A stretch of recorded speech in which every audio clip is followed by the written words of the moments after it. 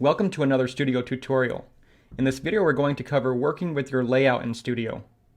I'll talk about positioning elements, stacking elements in a certain direction, wrapping your elements, setting the alignment, and the justification of your elements.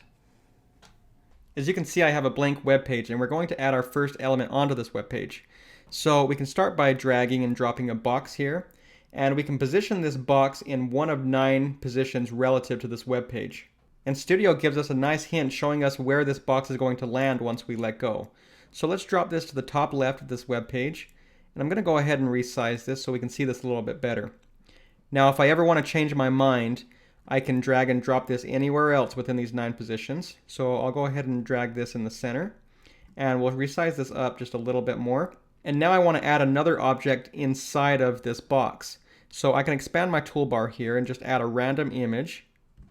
I'll just add this image here, and I can add this in one of 9 positions relative to this box now.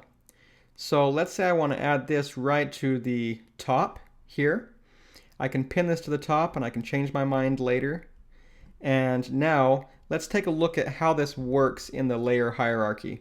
So let's open up the layers panel, and we can see here at the top we have our top base layer. This is our web page, and a child of that base layer we have this box that we created.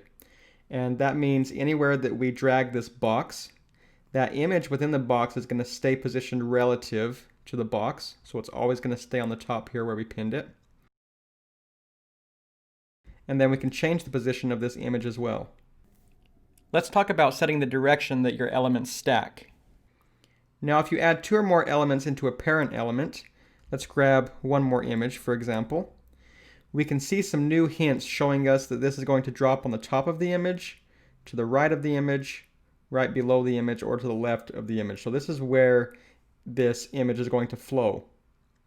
I'm going to go ahead and pin this right to the right of this image, and we can see this little arrow right here shows that all of our child elements are flowing from left to right.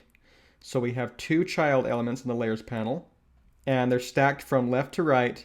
And we can change that direction from top to bottom, from right to left, bottom to top, or we can change this property to wrap. And to show you how wrapping works, I'm going to add one more image here. Let's go ahead and add this image right here. I'm just going to add this to the right. And if I change this now to wrapping, when I resize the parent element to be smaller than the children elements, it's going to start to wrap here. So we can see that break down and wrap where that last image is going to stack down below.